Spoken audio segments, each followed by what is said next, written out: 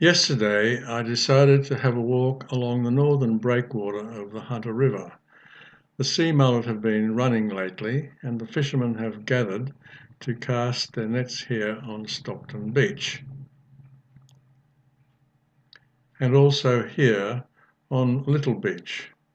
This is the beginning of the walk on the breakwater.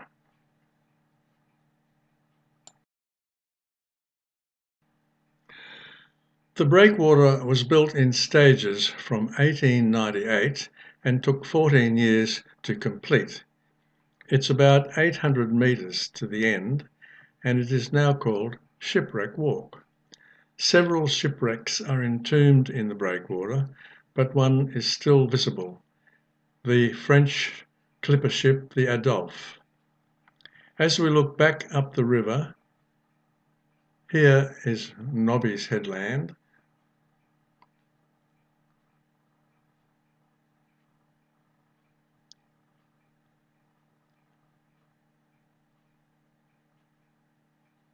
and this is Fort Scratchley, and then we see in the distance the city of Newcastle. This safety notice tells you to beware of large waves and what to do about your dog's droppings. We all love our dogs, but do not leave behind what no one loves. This large sign informs us of the shipwrecks that have occurred here. The Adolphe and the Elmang, the Kawara, shipwrecked in 1866, the Colonist, wrecks on the Oyster Bank, the Katoomba, Lindis, Wenduri, and the Regent Murray, to name a few. The reason that so many ships were wrecked here is that before construction of the northern breakwater, this area was known as the Oyster Bank, an area of rocky outcrops and shallow sands, and during bad weather, ships entering the river often came to grief here. This is a boiler from one of the shipwrecks many, many years ago. And now to continue the walk, this fellow has caught this very large catfish, and fishing is very popular along this wall. These two marker buoys, the red one on the other side and the green one on this side, mark the shipping lane for large ships entering Newcastle Harbour. And there are quite a few fishing boats out here trying their luck.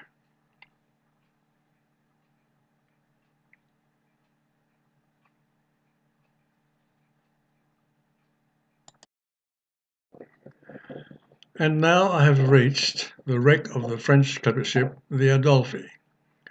On the 30th of September 1904, the Adolphe was being towed through the entrance of Newcastle Harbour by the tugs Hero and Victoria.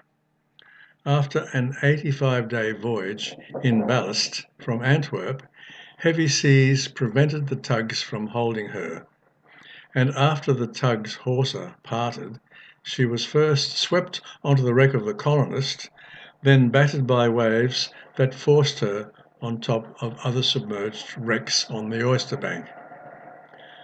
The lifeboat, also called Victoria, hurried to the scene, and within 2 hours all 32 of the crew had been taken off. This structure has been built here so that you can easily view what's left of the wreck. There is the end of the wall, and on the other side you can see the end of the southern breakwater.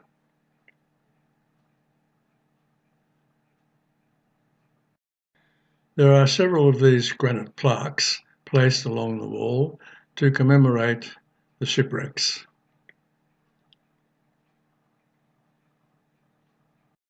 Scattering ashes from the wall is also very popular, and there are a lot of plaques placed to remember loved ones. On my way back, I noticed that this fisherman had had a lucky strike of this lovely big bream.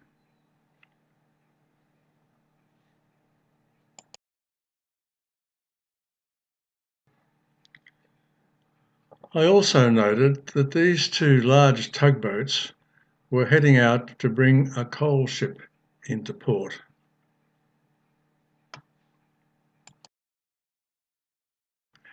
And there it is in the distance, and now moving quite rapidly towards its destination.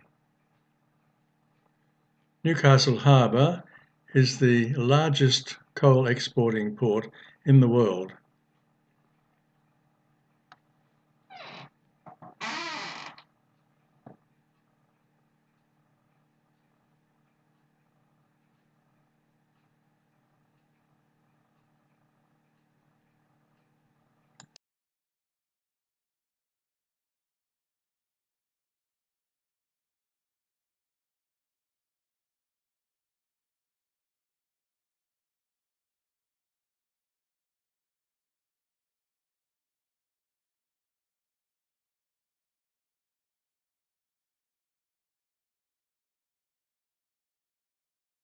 And there's the tugboat in position to slow the ship down when the time arrives. And I sincerely hope you've enjoyed this little outing with me today. Goodbye.